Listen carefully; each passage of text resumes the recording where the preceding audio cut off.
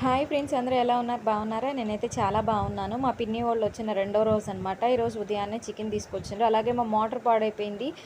ఇంట్లోకి నీళ్ళు రాకపోతే ఏ పని అవ్వట్లేదు. అందుకని చెప్పేసి ముందు దాన్ని చేస్తున్నారనమాట. ఎలాగోలాగా నీళ్ళైతే ఇంట్లోకి వచ్చేసినాయి. ఇంకా పైప్ వేసి మొత్తం కడిగేసినాం. నేను, మా పిన్ని, మా అమ్మమ్మ, మా తాతయ్య అందరూ కడిగేసినాం అనమాట. ఇంకా తలా ఒక పని పట్టుకోవాలి, లేకపోతే లేట్ అయిపోయిందని చెప్పేసి తొందరగా పనులైతే చేసేస్తున్నాం. మా పిన్ని ఏమో చికెన్ కూర చేస్తాననింది. నేనేమో అన్నం వండేసాను. మా అమ్మమ్మ అయితే మినపప్పు కడుక్కోరావడానికి వెళ్ళిందనమాట వడలు చేయడానికి.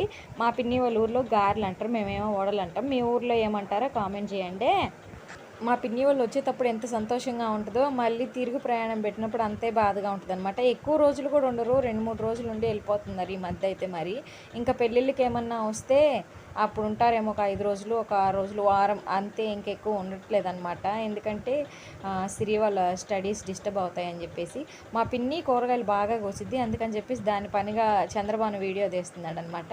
ఇంక నేనైతే అన్నం వండేసాను. మీరు ఈ గంజిని ఏం చేస్తారు చెప్పండి? బాగా వంచేసి కొంతమంది అయితే బట్టలకు పెడతారు, కొంతమంది అయితే ఇంకేదైతే చేస్తారు కదా. నేనేం చేస్తానంటే బాగా శుభ్రంగా వంచేసి అవి కింద పారబోస్తాను అనమాట. ఇంకేం చేయను, వాటితో ఏమి ఉపయోగించను అనమాట. మా అమ్మమ్మ ఎప్పుడన్నా ఒకసారి ఏమో బట్టలకు పెట్టిద్ది, మామూలుగా వేరే గంజి పిండి అలా అంటారు కదా, వాటినే పెట్టేస్తారనమాట.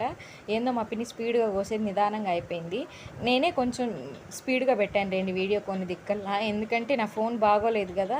మరీ 2 మినిట్స్ వీడియో అంటే ఒక బిట్టే వస్తుందన్నమాట, ఎక్కువ రావట్లేదు. అందుకని చెప్పేసి ఫాస్ట్గా చేసి పెట్టేస్తున్నాను. మా పిల్లలకైతే నీళ్ళు పెట్టేసి అన్నం వండేసాను కదా. ఇంకా మా ఆయన అయితే మళ్ళీ టీ తెమ్మన్నాడు అనమాట. ఒక రోజులో 5-6 సార్లు తాగడం అంటే చాలా తక్కువ అని నేను అనుకుంటున్నాను. నేనైతే ఆ దబరగిన్నె నిండా టీ పెట్టాను. లాస్ట్కి చూడండి ఎన్ని అయిపోయినాయో. ఇంక నేను ఆ టీ ఇచ్చే లోపల మా పిన్ని అయితే చికెన్ తెచ్చి ఇచ్చేస్తే నేను వండేస్తాను, మీ పని తర్వాత చూసుకుందరు అనింది. ఇంక మా పిన్నికి చికెన్ ఇచ్చేసాను కొయ్యడానికి. మా పిన్ని అయితే గ్యాస్ మీదే వండిద్దంట, పొయ్యి మీద వండదంట.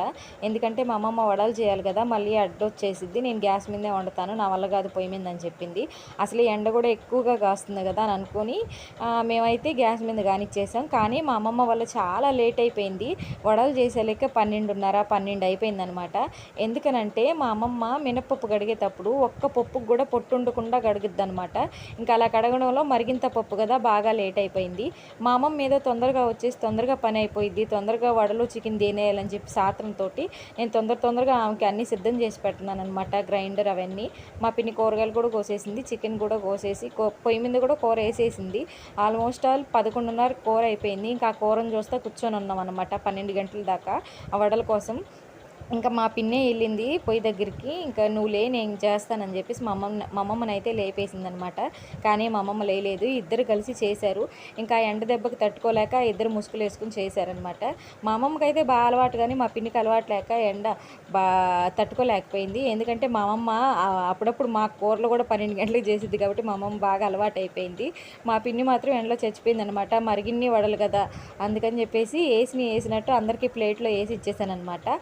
ఈ వీడియో నచ్చితే లైక్ చేయండి, షేర్ చేయండి, సబ్స్క్రైబ్ చేయండి. నా ఛానల్ మర్చిపోకుండా సబ్స్క్రైబ్